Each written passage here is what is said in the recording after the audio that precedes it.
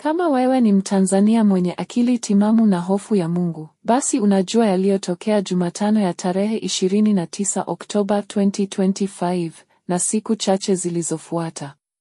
Kuna vurugu zilifanyika na kuna watu walikufa, mambo ambayo hayajawahi kuonekana tangu kuzaliwa kwa Tanzania. Mambo haya yaliyofanyika ni mbegu imepandwa ambayo ikimea hali itakuwa mbaya zaidi. Kwa wewe Mkristo, na kuomba uungane nami katika kuomba rehema kwa ajili ya taifa hili.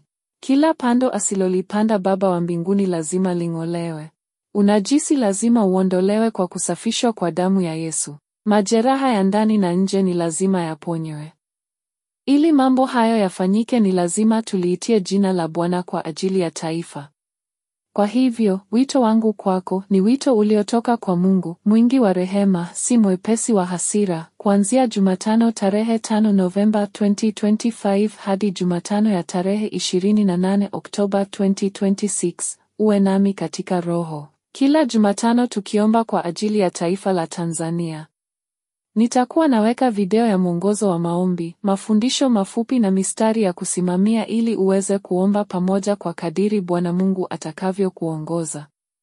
Maombi haya siyo ya kidhehebu wala kidini. Haya ni maombi ya watu wake Mungu, watu walioitwa kwa jina lake.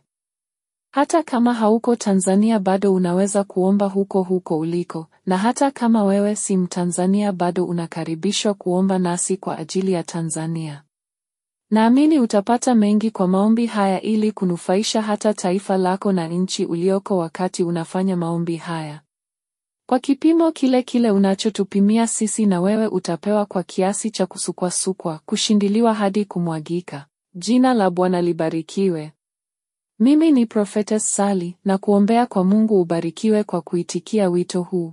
God bless you so much.